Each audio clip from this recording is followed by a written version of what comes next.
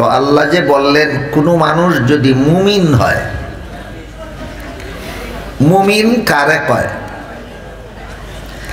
একটা গুণ আছে, এই গুণটার নাম হইল ঈমান। যার মধ্যে ঈমানের গুণটা আছে তারই কোরআনের ভাষায় মুমিন কয়। যার ঈমান আছে সে মুমিন। দেখেন বুঝলেন কিনা? যার কি আছে? ঈমান আছে, সে মুমিন। আবার প্রশ্ন জায়গায় তাইলে ঈমান কারে কয়? এই প্রশ্ন আজ থেকে প্রায় ১৫০০ বছর আগে সর্বশ্রেষ্ঠ ফিরিস্তা জিবরিল আলাইহিস সালাম, সর্বশ্রেষ্ঠ মহামানব মুহাম্মদুর রাসূলুল্লাহ সাল্লাল্লাহু আলাইহি ওয়াসাল্লামকে এই প্রশ্নটা করেছিলেন, ঈমান কারে কয়? জবাবে আল্লাহর রাসূল বলে দিছেন, ৬টা কথা বিশ্বাস করার নাম ঈমান। এই ৬টা কথা একত্রে যারা বিশ্বাস করে, বিশ্বাস করাটার নাম ঈমান। আর যারা বিশ্বাস করে তারা মুমিন। রাসূলের হাদিসে বর্ণিত ৬ কথা যারা হাদিস থেকে খুঁজে বের করতে পারবেন না, তাদের জন্য উলামায়ে কেরাম একটা কলেমার মধ্যে অন্তর্ভুক্ত করে দিয়েছেন। এই কলেমাটাকে ঈমানে মুফাসসাল বলা হয়। আমানতু বিল্লাহি ওয়া মালাইকাতিহি ওয়া কুতুবিহি ওয়া রুসুলিহি ওয়াল ইয়াউমিল আখিরি ওয়াল কদরি খাইরিহি ওয়া শাররিহি মিনাল্লাহি তাআলা ওয়াল বাসি বাদাল মাউত। এর অর্থ হইল, আমি বিশ্বাস স্থাপন করলাম আল্লাহর প্রতি, আমি আল্লাহকে বিশ্বাস করি, আল্লাহর ফিরিস্তাগণকে বিশ্বাস করি, আল্লাহর নাজিলকৃত আসমানি কিতাবগুলি বিশ্বাস করি, আল্লাহর প্রেরিত নবী রাসূলগণকে আমি বিশ্বাস করি, আর আল্লাহর নির্ধারিত তকদির বা ভাগ্য তালিকা বিশ্বাস করি, আর মরণের পর চিরস্থায়ী পরকালীন জীবনকে আমি বিশ্বাস করি। মরণের পরবর্তী জীবনকে একটা দফা আর আখিরাতকে আরেকটা দফা গণ্য করলে বিষয় হয় 7টা, আর পরকালীন চিরস্থায়ী জীবন বললে এই বিষয় হয় 6টা। একই কথা। এই 6 কথা যারা বিশ্বাস করে, বিশ্বাসের নাম ওই ঈমান। আর যারা বিশ্বাস করে তাদের নাম মুমিন। 1 নম্বরে আল্লাহ বিশ্বাস করি, 2 নম্বরে ফিরিস্তা বিশ্বাস করি, 3 নম্বরে আসমানি কিতাব। বর্তমান দুনিয়াতে কোনো আসমানি কিতাব হেফাজতে নাই একমাত্র কোরআন ছাড়া। অন্যান্য আসমানি কিতাব যেসব নবীর কাছে নাজিল হয়েছিল, নবীর উম্মতেরা কিতাব হেফাজত করে রাখতে পারছে না। আমার কথা বুঝে থাকলে বলেন তো, বর্তমান দুনিয়াতে কোন আসমানি কিতাব 16 আনা হেফাজতে আছে? একমাত্র কোরআন। কাজেই সারমর্ম হবে, আমি কোরআন বিশ্বাস করি, আল্লাহ বিশ্বাস করি, ফিরিস্তা বিশ্বাস করি, কোরআন বিশ্বাস করি, নবী রাসূল বিশ্বাস করি, তকদির বিশ্বাস করি, পরকালের চিরস্থায়ী জীবন বিশ্বাস করি। এই 6টা কথা একত্রে যে কোনো যুগের, যে কোনো দেশের, যে কোনো মানুষে বিশ্বাস করবে, এবং বিশ্বাসীকেই মুমিন বলা হয়। 6 কথার বিশ্বাসকেই ঈমান বলা হয়।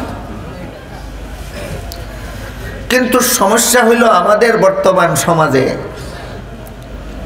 অনেক মুসলমান এমন পাওয়া যায় যারা সমাজে মুসলমান হিসাবে পরিচিত, তারাও নিজেদেরকে নিজেরা মুসলমান বলেই পরিচয় দেন, কিন্তু কোরআনের অনেক কথাকে তারা সঠিক বলে বিশ্বাস করেন না। কোরআনের বিভিন্ন কথাকে সঠিক মনে করেন না, মনে করেন এই কথাগুলি সঠিক নয়। কোরআনের কোনো কথাকে বেঠিক মনে করলে আর ঈমান থাকে না। এগুলি তো কঠিন কথা না, একেবারে সহজ। কোরআনের শুরু থেকে শেষ পর্যন্ত যত কথা আছে সবগুলি সরাসরি আল্লাহর কথা। আল্লাহর কথা ছাড়া কোরআনের ভিতরে আর কারো কোনো কথা নাই। কাজেই কোরআনের কোনো একটা কথারে বেঠিক মনে করার মানেই হইল আল্লাহ কথাটা ঠিক কইছে না। কোনো মুমিনে এমন কথা বিশ্বাস করতে পারে যে আল্লাহর কথাটা ঠিক না? আল্লাহ বলেন ওয়ামান আসদাকু মিনাল্লাহি কিলা, আল্লাহ থেকে সঠিক কথা বলার মতো আর কে আছে? আল্লাহ হলেন সবচেয়ে বড় সত্য কথা বলতেওয়ালা। আল্লাহ কোরআনে কোনো কথা অসত্য বলেন না, কোনো কথা বেঠিক বলেন না। কাজেই কেউ যদি কোরআনের কোনো কথারে বেঠিক মনে করে অথবা কোরআনের কথার বিরুদ্ধে আপত্তি উত্থাপন করে, আপত্তি উত্থাপন করার মানে হলো বেঠিক সাব্যস্ত করা, এর দ্বারা ঈমান থাকে না। এই কথাটা সচরাচর আমাদের সমাজে আলোচনাও হয় না।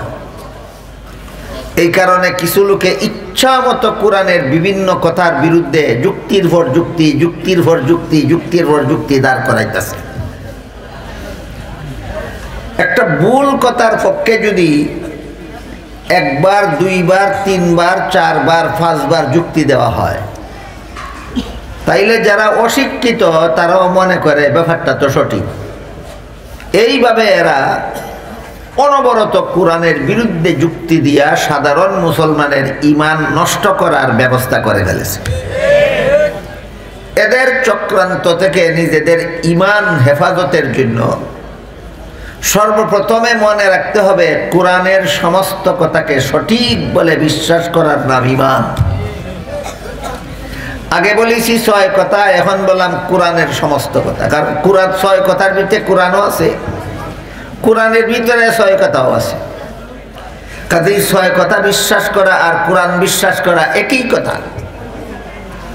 6 কথাকে পৃথক পৃথকভাবে যারা মনে রাখতে পারবেন না, তারা এতটুকু মনে রাখেন কোরআনের শুরু থেকে শেষ পর্যন্ত আল্লাহ যত কথা বলেছেন সব কথাকে সঠিক বলে বিশ্বাস করার নাম ঈমান।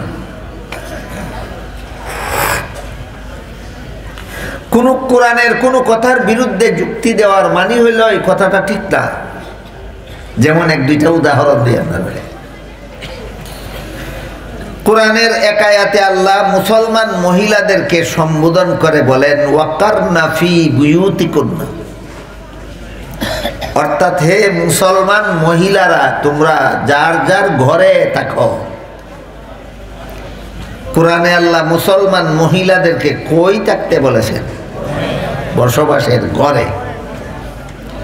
এই কথাটা আল্লাহ বলেছেন সূরা আহজাবের 33 নম্বর আয়াতের শুরুতে, হে মুসলমান মহিলারা তোমরা যার যার ঘরে থাকো। এখন যদি কেউ যুক্তি দেয় পুরুষ যখন তখন যেখানে সেখানে যখন ইচ্ছা তখন ঘোরাফেরা করতে পারে, যেখানে সেখানে ঘোরাফেরা করতে পারে, মহিলারা কেন বসবাসের ঘরে বন্দী থাকবে? বলেন তো, এমন যুক্তি কেউ দেয়নি? 1জন 2জনে না, অনেক। কার বিরুদ্ধে যুক্তি দিল? কোরআনের বিরুদ্ধে। কোরআনের বিরুদ্ধে যুক্তি দিল। 1 বার, 2 বার, 3 বার, 4 বার, 5 বার, 10 বার, 20 বার, 50 বার যদি এই যুক্তিটা সমাজে আলোচনা হইতে থাকে, মহিলারা কি অপরাধ করলো? এরা কেন ঘরে বন্দী থাকবে? শুনতে শুনতে শুনতে সাধারণ মানুষের ব্রেইন ওয়াশ হইয়া যায়। এরাও মনে করে ঠিক হইতে কইতাছে, এরা বন্দী হয়ে থাকতে লাগে। এই কারণে উলামায়ে কেরামের দায়িত্ব কোরআনের বিরুদ্ধে যেই যখন যুক্তি দিবে সেই যুক্তির দাঁত ভাঙ্গা জবাব জনসাধারণ মুসলমানকে বুঝাইয়া দিতে হবে।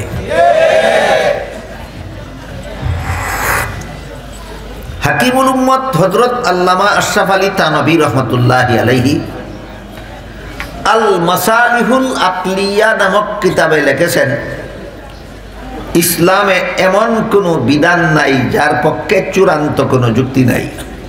ইসলামের সমস্ত বিধান চূড়ান্ত যুক্তিসম্মত, যুক্তি ছাড়া কোনো বিধান ইসলামে নাই। কিন্তু ইসলামের সকল বিধানের যুক্তি বুঝার যোগ্যতা সব মানুষের মাথায় নাই। বলেন যুক্তি নাই না যুক্তি বুঝার যোগ্যতা নাই? তাহলে যারা বলে নারী কেন ঘরে থাকবে, ঘরে থাকার বিধানের যুক্তি নাই না যুক্তি বুঝার যোগ্যতা তার মাথার নাই? তার মাথার যুক্তি বুঝার যোগ্যতা নাই। আমি যুক্তিটা আপনাদেরকে বুঝাই, দেখি আপনারা যারা বসা আছেন আপনার মাথার নি কোরআন বুঝার, কোরআনের যুক্তি বুঝার যোগ্যতা আছে, একটু দেখি পরীক্ষা করে।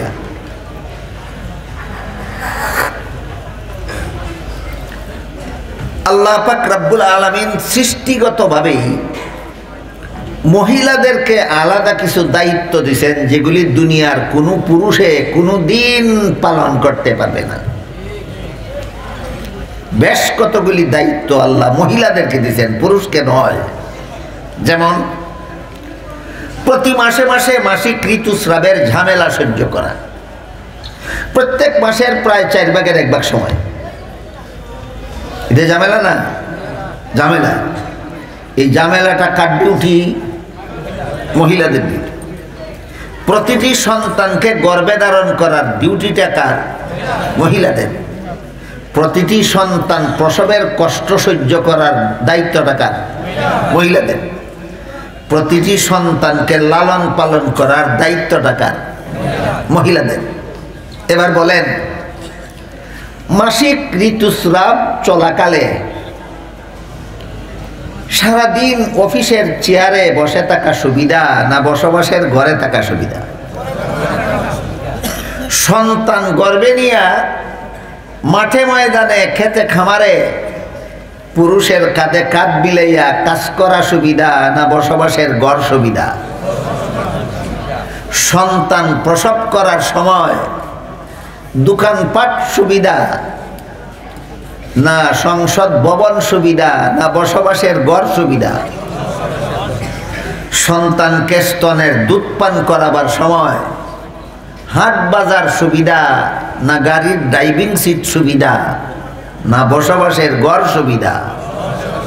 তাইলে আল্লাহ মহিলাদেরকে বসবাসের ঘরে থাকতে হুকুম দিছেন, বিধান দিছেন, অযৌক্তিক না চূড়ান্ত যুক্তিসম্মত?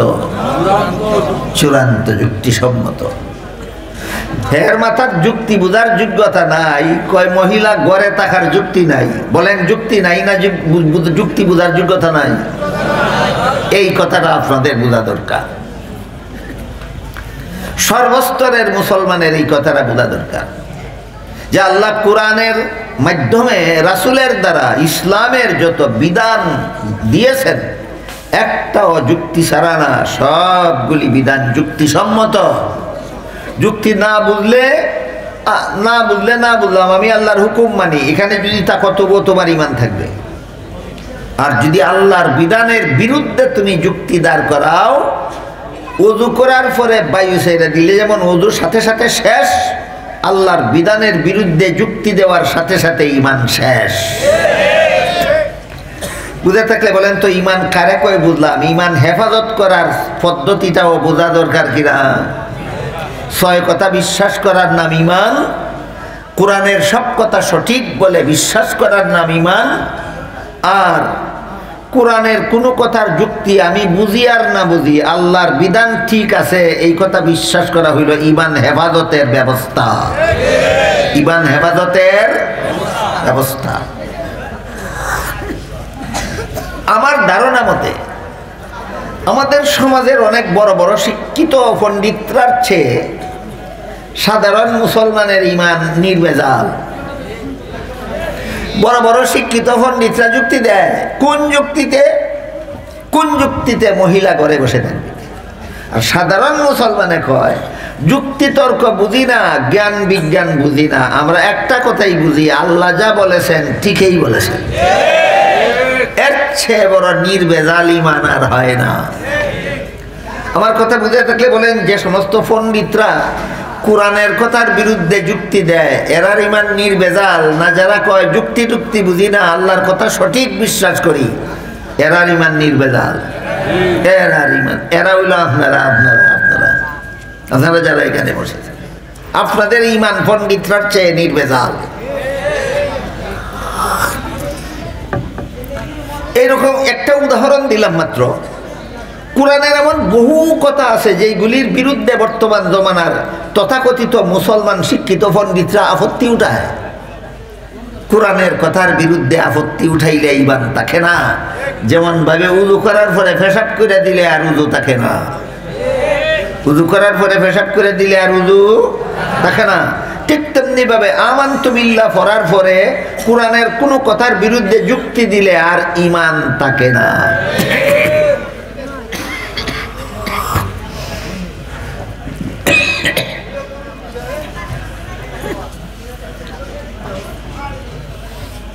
আল্লাহ পাক রব্বুল আলামিন বলেন, মান আমিলা সালিহাম মিন যাকারিন আও উনসা ওয়া হুয়া মুমিন। কোন মানুষ যদি মুমিন হয় আর আমল ভালো করে, তাহলে সে পুরুষ হোক অথবা নারী হোক, আমি তাকে পবিত্র জীবন দান করব। এতক্ষণে আমরা বুঝতে পারলাম মুমিন কারে কয়? কোরআনের উপরে যার ইমান আছে, কোরআনের উপরে যার ইমান আছে, কোরআনের সব কথারে যারা সঠিক বলে বিশ্বাস করে, আল্লাহর কোনো বিধানের বিরুদ্ধে যারা যুক্তি দেয় না, যুক্তি দেওয়াকে অন্যায় মনে করে, এদের এই বিশ্বাসের নাম হইল ঈমান। যাদের অন্তরে ঈমান আছে তাদেরকেই কোরআনের ভাষায় মুমিন বলা হয়। আল্লাহর বিধানের বিরুদ্ধে আল্লাহর জগতের মধ্যে সর্বপ্রথম যুক্তি দিছিল ইবলিস। আল্লাহর বিধানের বিরুদ্ধে সর্বপ্রথম যুক্তি দিছিল কে? ইবলিস। আদম সৃষ্টি করে আল্লাহ ফিরিস্তাদেরকেও বলেছিলেন আদমকে সেজদা দিয়া সম্মান করো, ফিরিস্তারা হুকুম পালন করেছে। ইবলিস বলল হুকুমটা যুক্তিসম্মত নয়। বলেন তো, বিনা যুক্তি হুকুম মেনে নিল কারা? আর হুকুমের বিরুদ্ধে যুক্তি দাঁড় করাইল কে? এখন ইবলিসের যুক্তিটাও শুনেন। আল্লাহ বলেন, ক্বালা মা লাকা আল্লা তাসজুদা ইয আমারতুক ক্বালা আনা খায়রুম মিনহু খালাকতানি মিন নারিন ওয়া খালাকতাহু মিন তিন। ইবলিসকে আল্লাহ জিজ্ঞাসা করলেন, তোরেও তো হুকুম দিলাম আদমকে সেজদা দিয়া সম্মান করার জন্য, তুই করলে না কেন? ইবলিস বলে, আল্লাহ আদম বানাইছো মাটি দিয়া, মাটির মধ্যে অন্ধকার থাকে। ইবলিস বানাইছো আগুন দিয়া, আগুনের মধ্যে আলো থাকে। কাজেই অন্ধকারাচ্ছন্ন মাটির তৈরি আদমের চেয়ে আলোকিত আগুনের তৈরি ইবলিস শ্রেষ্ঠ। শ্রেষ্ঠ হয়ে নিকৃষ্টকে সম্মান করার কোনো যুক্তি নাই। বলেন, কে যুক্তি দিল? কার বিধানের বিরুদ্ধে? সর্বপ্রথম। এর আগে আল্লাহর বিধানের বিরুদ্ধে আর কেউ যুক্তি দিছে না। কিয়ামত পর্যন্ত যত মানুষ আল্লাহর কোনো বিধানের বিরুদ্ধে যুক্তি দিবে, এই সবগুলি হবে ইবলিসের চালাচামুন্ডা।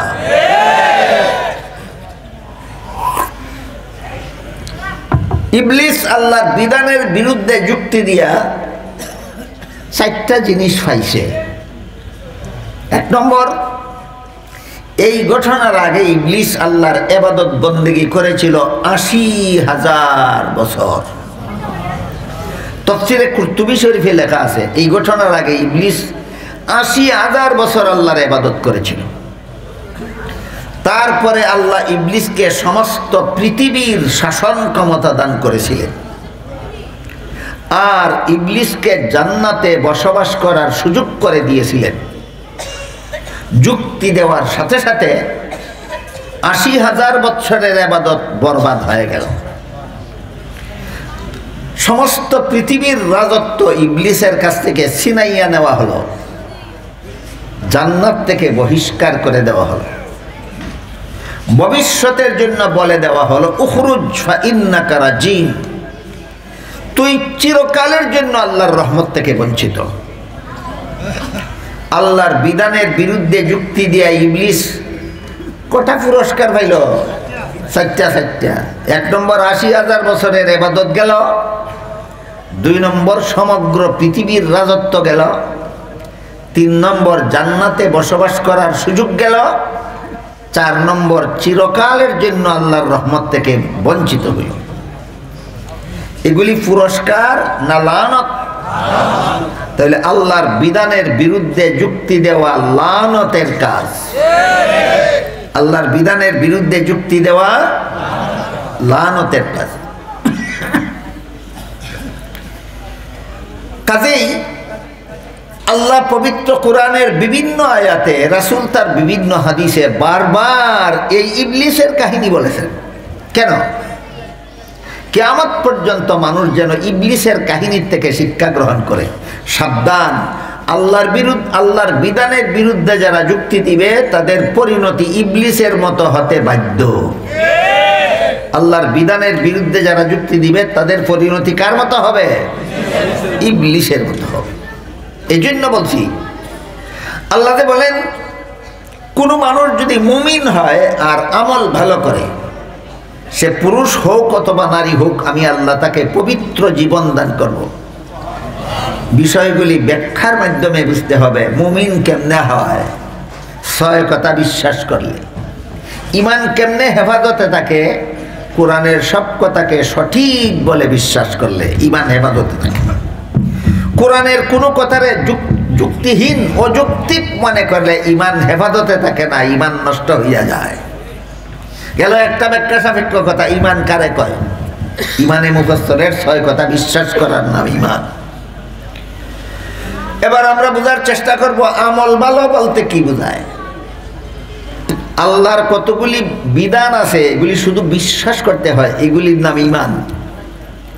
আর কতগুলি বিধান আছে শুধু বিশ্বাস করলে চলে না, কাজে কর্মে পরিণত করতে হয়, ওই কাজগুলির নাম হইল আমল।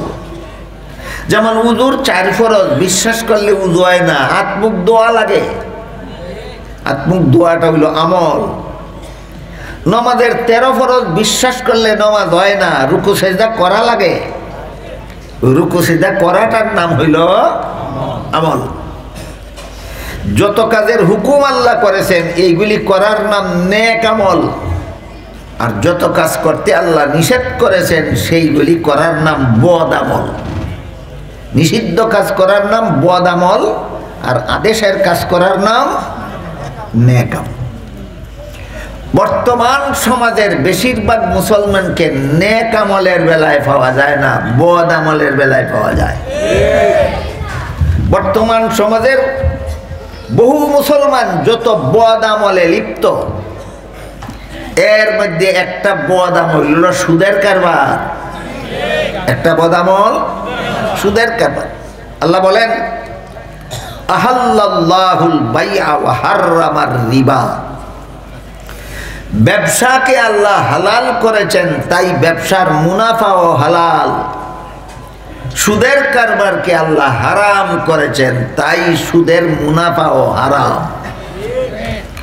সুদ হারাম এটা জানে না কোন মুসলমান? সব মুসলমান জানে, কিন্তু সুদের কারবারও জড়িত না কতজন?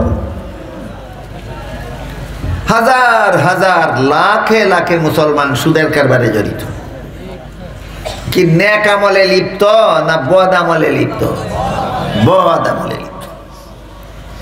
আর একটা নিষিদ্ধ কাজ, আল্লাহর নিষিদ্ধ কাজ হইল ঘুষ। বাংলাদেশের কোনো মানুষ ঘুষ খায় না? আপনারা বলেন তো, শ্রমিক, লেবার, মজদুর, মাটি কাটতেওয়ালা, রিক্সার ড্রাইভার, এরা ঘুষ খায় না শিক্ষিতরা? বড় বড় শিক্ষিতরা ঘুষ খায়? শিক্ষিতরা ঘুষ খায়। এই সুদ আর ঘুষের মতো জঘন্যতম অপরাধে অশিক্ষিতরা কম জড়িত, শিক্ষিতরাই বেশি জড়িত। এই বদ আমলওয়ালার জন্য পুরস্কার ঘোষণা করা হয়েছে না পবিত্র জীবনের। আল্লাহ বলেন ঈমান আনার পরে আমল যদি ভালো করো, নেক আমল যদি করো, তাইলে তোমাদের জন্য দুনিয়াতে পুরস্কার, মরণকালে পুরস্কার, কবরে পুরস্কার, হাসরের মাঠে পুরস্কার, শেষ পুরস্কার জান্নাত। ঈমানওয়ালারা আমল ভালো করলে আল্লাহ বলেন মরণের আগে দুনিয়ার জীবনে দিব 3 পুরস্কার। ঈমানওয়ালারা বদ আমল ছেড়ে নেক আমল করলে মরণের আগে দিবেন 3 পুরস্কার, মরণকালে দিবেন 1 পুরস্কার, কবরে দিবেন আরেক পুরস্কার, হাসরের মাঠে দিবেন পুরস্কার, শেষ পুরস্কার হবে জান্নাত। সবটি তো আমি একদিনে কইয়া শেষ করতে পারতাম না। এক আয়াতে আল্লাহ বলেন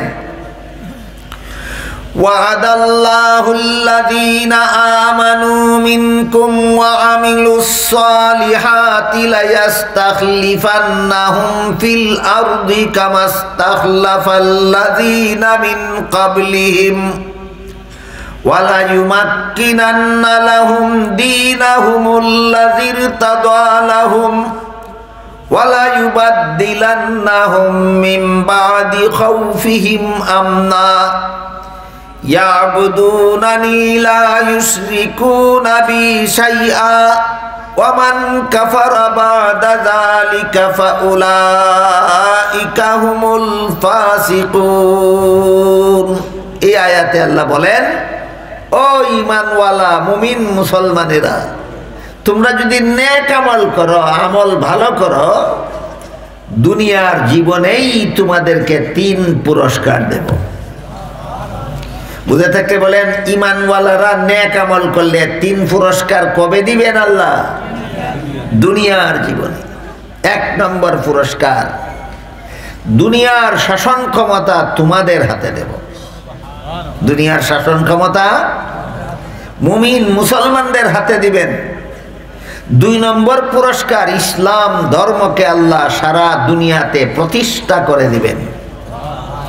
3 নম্বর পুরস্কার, সন্ত্রাসীদের হামলার থেকে আল্লাহ নিরাপদ করে দিবেন।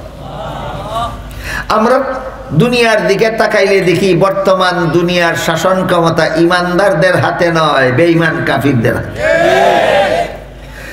আপনারা বলতে পারেন বর্তমান দুনিয়াতে 57টা দেশের শাসনকর্তা মুসলমান।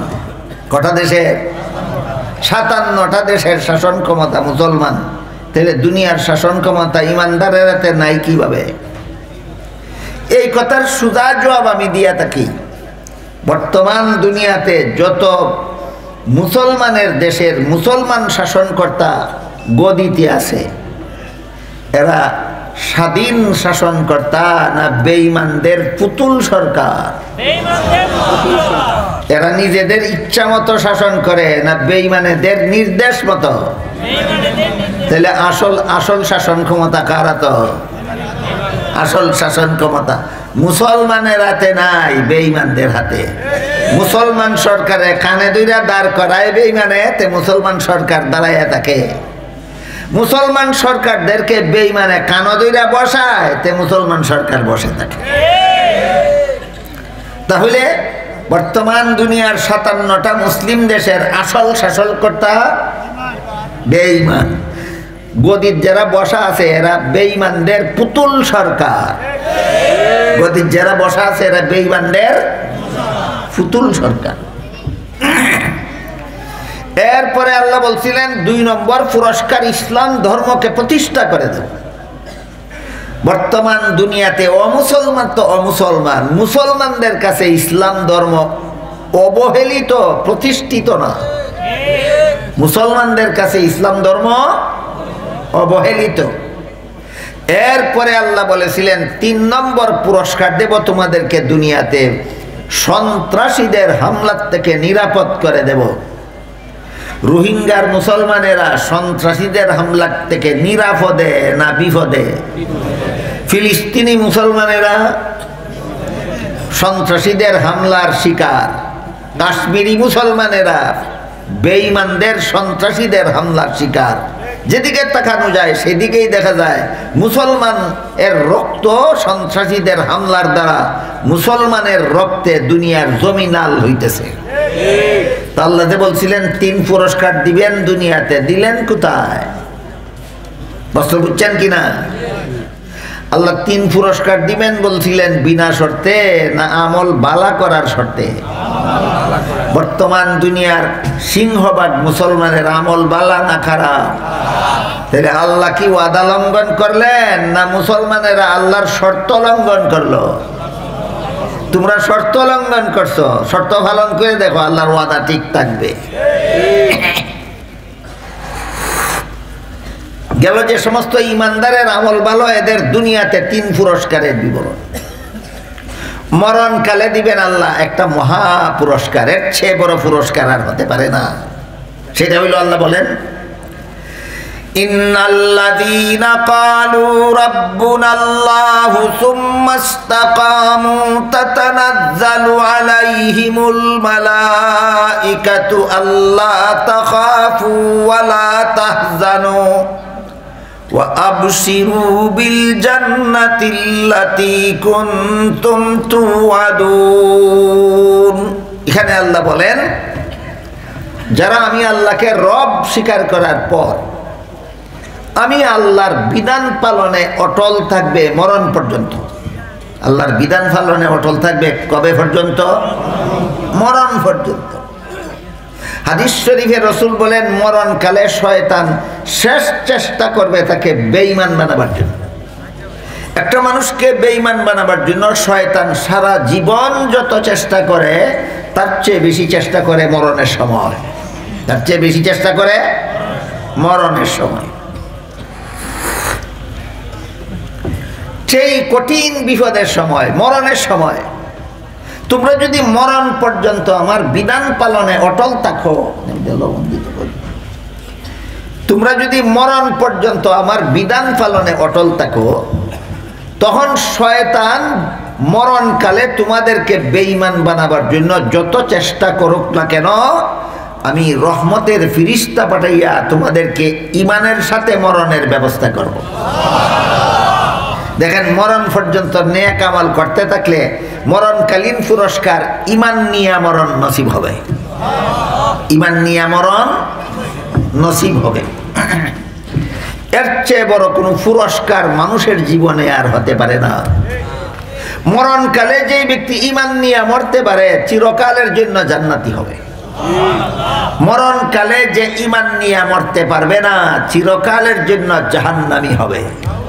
তাহলে বলেন তো, মরণকালে ঈমান নিয়ে মরার সৌভাগ্যটা এটা কেতনা বড় পুরস্কার। এর চেয়ে বড় কোনো পুরস্কার মানুষের জীবনে হতে পারে না। কিসের পুরস্কার? আল্লাহ বলেন, ঈমান আনার পরে আমল যদি ভালো করো মরণ পর্যন্ত, তাহলে এর পুরস্কার মরণকালে ঈমান নিয়ে মরণ নসিব হবে। তারপর মরণের পরে কবরের একটা ঘটনা আল্লামা ইমাম ফখরুদ্দিন রাজি রহমতুল্লাহি আলাইহি তফসিরে কবিরে লিখেছেন। হযরত মুসা আলাইহিস সালাম রাস্তা দিয়ে যাইতেছিলেন, দেখলেন রাস্তার পাশে এক কবরবাসীর আযাব হইতেছে। কবরের আযাব অত্যন্ত ভয়ঙ্কর। কবরের আযাব, আল্লাহ রসুল বলেন, হে দুনিয়ার সাধারণ মানুষ, তোমরা যদি কবরের আযাব কোনোদিন কেউ দেখতে, তাইলে কবরের আযাবের ভয়ে ভীত হইয়া জীবনে কোনোদিন কোনো মুর্দাকে কবরে দাফন করার সাহস হইতো না তোমাদের। কি মনে করেন, কবরের আযাব সাধারণ না ভয়ঙ্কর? কবরের আযাব ভয়ঙ্কর।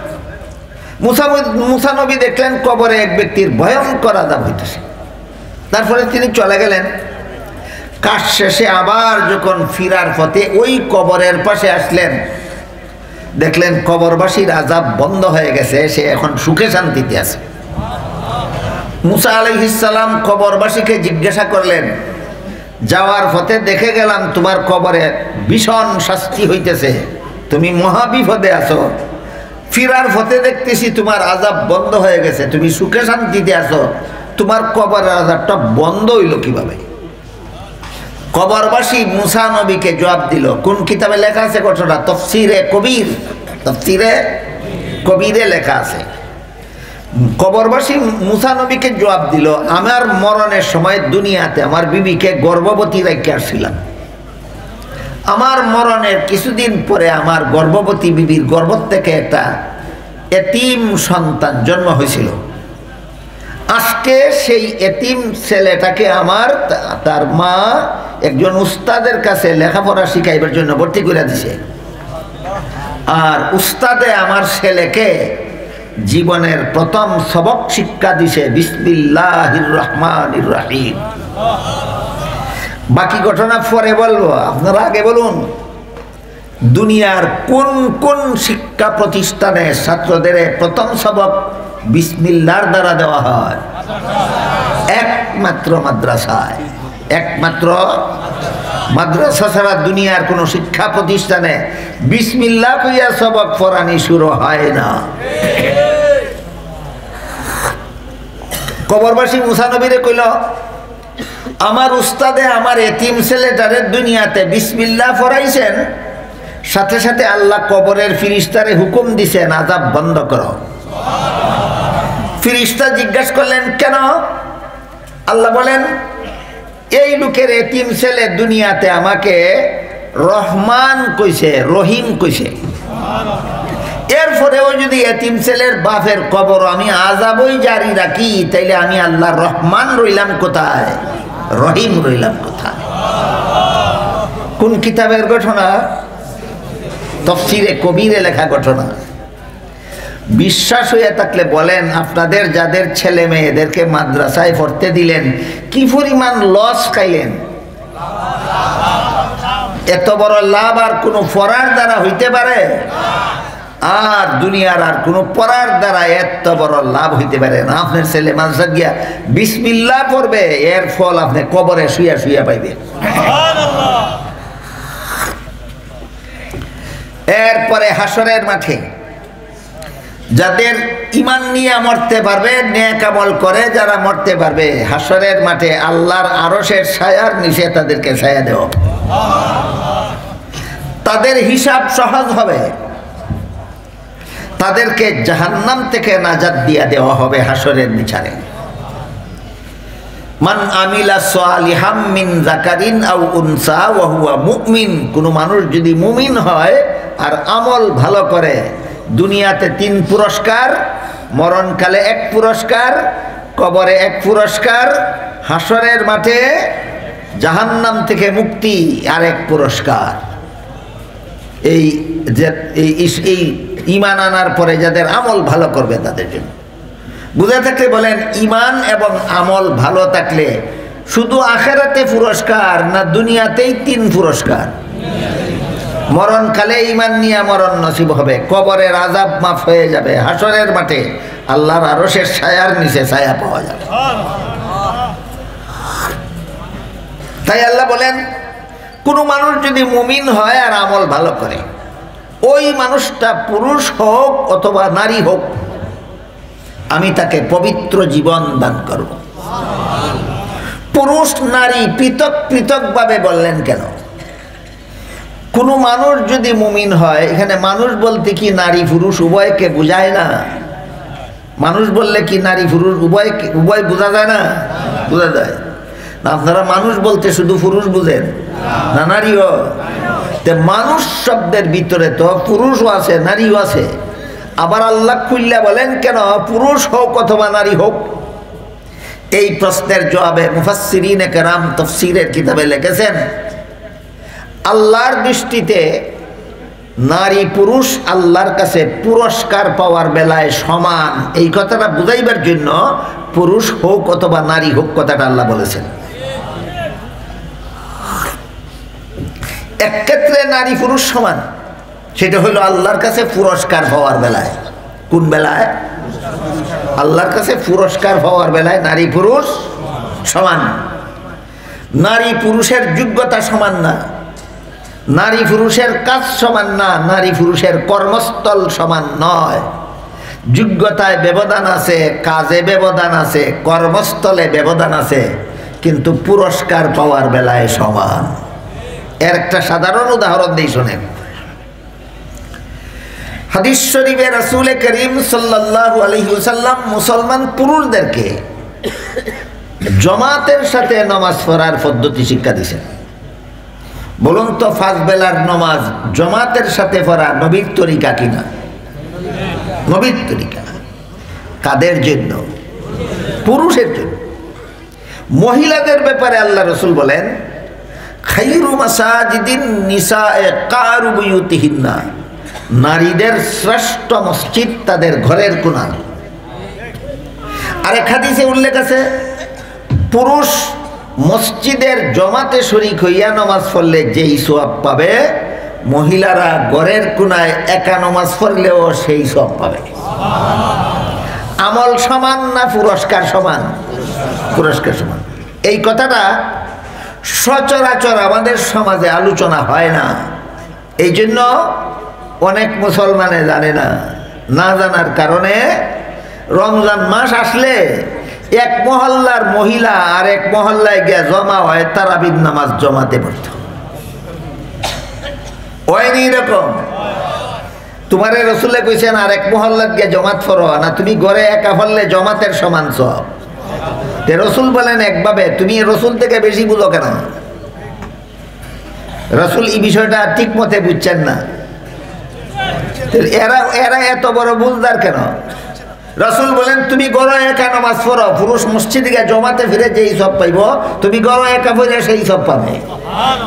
তুমি অত বড় বুঝদার কেন? তুমি রসুল থেকে বেশি বুঝো কেন?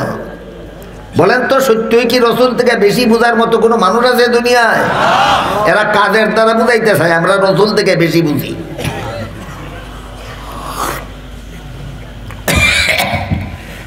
অনেক পুরুষ এমন আছে যাদের মহিলারা রমজান মাসও আর এক মহল্লা গিয়ে যায় তারাবির নামাজ পড়ে, মনে মনে বড় খুশি। আমার বিবি সাহেব জমাতে নামাজ পড়ে তারাবি। আপনার বিবি সাহেব জমাতে নামাজ পড়ে না, আপনার বিবি সাহেব আপনার রসুল থেকে বেশি বুঝে।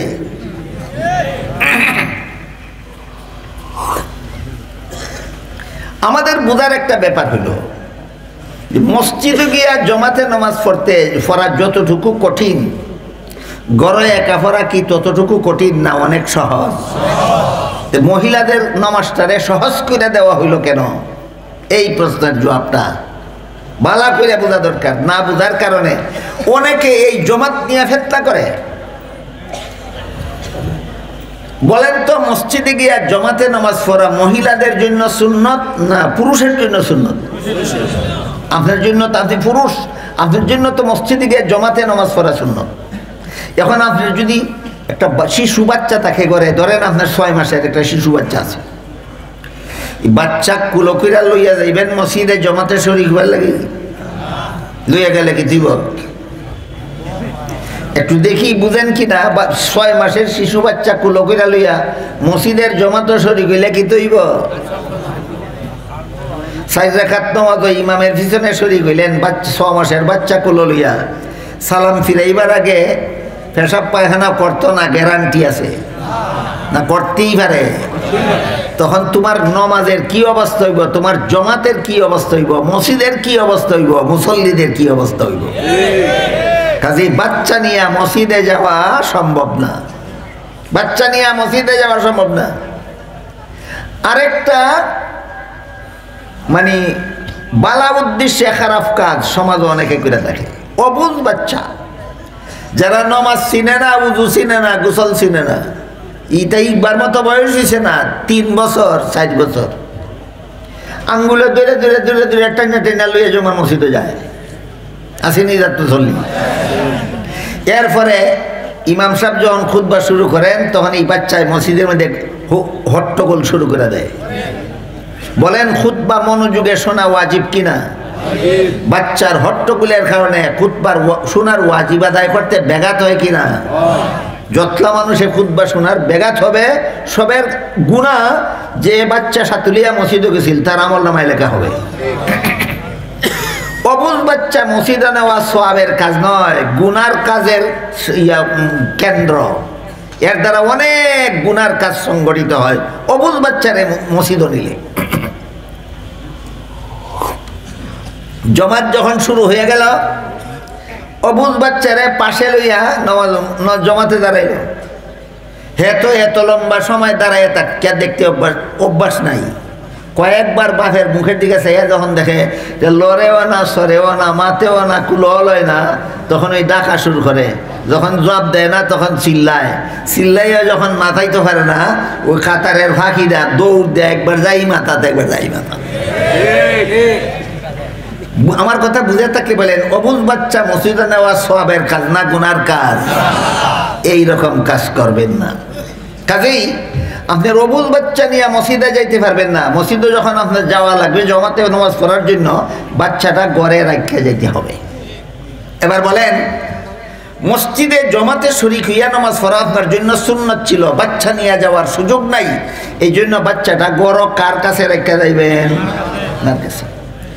এখন যে মায়ের কাছে আপনার 6 মাসের শিশু বাচ্চা রেখে মসজিদে গিয়ে জমাতে শরীক হইলেন, আপনার মনে মনে টেনশন আসেনি? পেশাব করে দিলেন কি দশা হবে, পায়খানা করে দিলে কি দশা হবে, কান্দা শুরু করলে কি দশা হবে, এমন টেনশন আর আসেনি? নাই।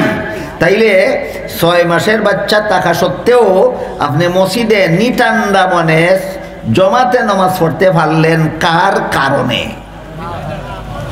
মার কারণে। ইসলামের বিধান হইল, যার কারণে একজন নেক আমলের সুযোগ পাইল, এই লোকে নেক আমল কইরা যে সওয়াব যার কারণে পাইল, সে না কইরাও সেই সওয়াব। এখন হাদিস বলুন, কি বলছিলেন হাদিসে রাসূল? পুরুষ মসজিদে গিয়া জমাতে নামাজ পড়লে যেই সওয়াব, মহিলায় ঘরের কোনায় একা পড়লেও সেই সওয়াব। আমার কথা বুঝে থাকলে বলতে হবে, মহিলা পুরুষের জমাতে একা পড়ে জমাতের সব কেন?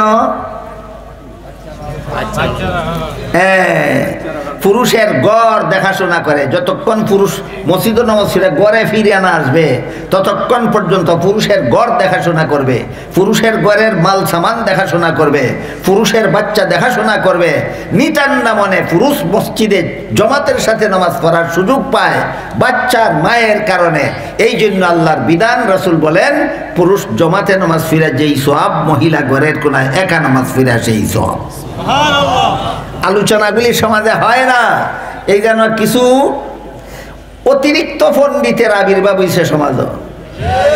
এরা কয় মহিলারাও মসজিদে গিয়া জমাতে নামাজ পড়া লাগবে। এই তুই রসুল থেকে বেশি বুঝস? তোর মতো অত বুঝদার রসুল হইলেন না কেন? মহিলারা মসজিদে গিয়া জমাতে নামাজ পড়বো করার লাগবো কইলেন না কেন? তুই তো রসুল থেকে বড় পণ্ডিত দেখা যায়।